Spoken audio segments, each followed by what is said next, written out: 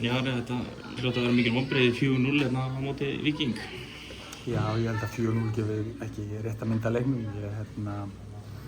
Þessi 2 mörk sem fengum á okkur á 5-6 mínútna kafla í kringum 60. mínútu sem náttúrulega bara hreinlega drápu leikinn. Og svo reyndum við ýmislegt svona til að komast aftur inn í leikinn, þannig að fengum hann 2 mörk á okkur í lokinn. En ég held að 4-0 endurspegli kannski ekki eins og leikurinn var. En ég meina 2 stig eftir 4 leiki kannski ekki alveg það sem að ætlaði ykkur. Hvernig svona sjáðu fyrir ykkur að snúa svo við það, því að það ekki svo framistöð þannig að það verið eitthvað slakar? Nei, við verðum bara að halda áfram, það ekkert annað. Við komum hérna og erum að spila móti hörkugóðu liði og það var svo sem ekkert á milli liðanna í 60 mínútur. Og það sem okkur vantar kannski sem að þeir hafa við þurfum svona aðeins meira killer instinct og þeir eru góðir í þessu, þeir eru góðir í að klára leikina og það það sem okkur vantar. Sást ekki fyrir þér einhvern veginn að reyna að nýta mótvindinn betur til þess að komast á bakvið en þið gerðu í rauninni?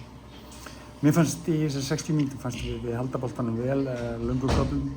Mér fannst við skapa góð færi, við fengum mjög gott færi áður en þau skora. Mér fannst leikurinn bara ganga mjög vel fram að marki 1. Það var kannski rétt í upphafi leiksins fyrstu 10-15 mínútum sem að þeir voru yfirsterkari en mig. Mér fannst við vera sterkari aðilinn þegar leið svo á fyrri hálfleikinn og fór bara mjög sáttur inn í hálfleik. Við stigum bara hátt á það. Við vorum með 4 manna línu og litum bara vaða á það og það er það sem við gerum og það sem við höfum verið að gera. Ýmislegt verið sagt liðið okkar en ég held að síðustu 11-12 leikinn hjá okkur þá vorum við stigið upp á öll lið sem við mætt og við komum til með að halda því alltaf. Gummi kemur inn, er hann svona að gefa ykkur mikið og svo á móti Gísli dettur út, er ekki mikil blóðtaka líka? Jú, þú veist, ég ætla ekki að standa hér að væli við því hvaða leikmenn vantar hjá mig, þú getur bara að tala það upp sjálfur sko, en þetta svona bara fótboltinn, stundum með meiddir og þá kom bara aðri í staðinn. Gummi standi sér vel í dag, Gummi náttúrulega var meiddur í síðasta leik og Gísli fór út af meiddur í hálfleik í þeim leik. Gummi bara steig upp og stóð sér vel. Já, en fyrst þú talar leikmenn sem eru fjarverandi, ég hef ágætt segmyndi fyrir því að 3 leikmenn hafa farið út í áhugaverða ferð til Bosníu, getur þú sagt mér eitthvað það? Nei, við erum með mjög góðan sjúkraþjálfara, við erum með sjúkraþjálfara frá Króatíu og þeir fóru með honum til Króatíu. Ástæðan fyrir þeir fóru þangað var bara til þess að fá greininga bara sem allra fyrst. Tími skipti gríðarlega miklu máli í þessu, þannig að þeir fóru bara inn á sjúkrahúsana og voru myndaðir og hittu sérfræðinga og við fengum greiningar á meiðslum þeirra þar bara mjög snöggt. Og það hefur heldur betur borgað sig og þú sér það að hann ekki kominn aftur í hópinn hjá okkur og það bara því að þakka hann fór út og var rétt greindur, hann hafði verið vitlaust greindur af þessum meiðslum sem hann var að ströggla með hingað til. Staðan á Steinari og Rúnari sem fara líka út í þessa ferð, fenguð þið eitthvað nánar út úr því? Já, bara báðum með smá setback að Rúnari núna á æfingu í daginn. Þannig að það eru ennþá einhverjar vikur í hann, við vonumst þess að hann færi að fara dett inn.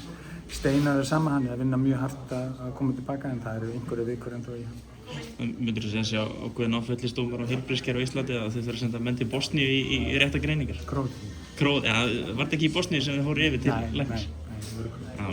Nei, þú veist, ég ætla ekki að segja það. Það er bara oft erfitt að þú fær MRI-skanna en greiningarnar taka tíma. Það er erfitt að fá tíma hjá sérfræðingum hérna og ég held að þetta sé bara aðalega það að við erum með mjög góðan sjúkraþjálfara frá Króatíu sem er mjög vel tengdur í Króatíu.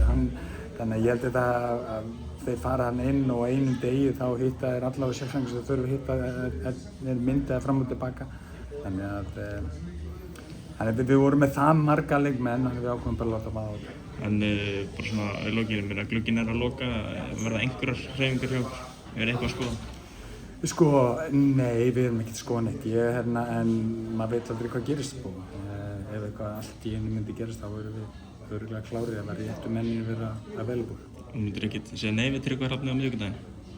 Ég ætla ekki að kommenta á leikmenn sem undir samning. Takk fyrir.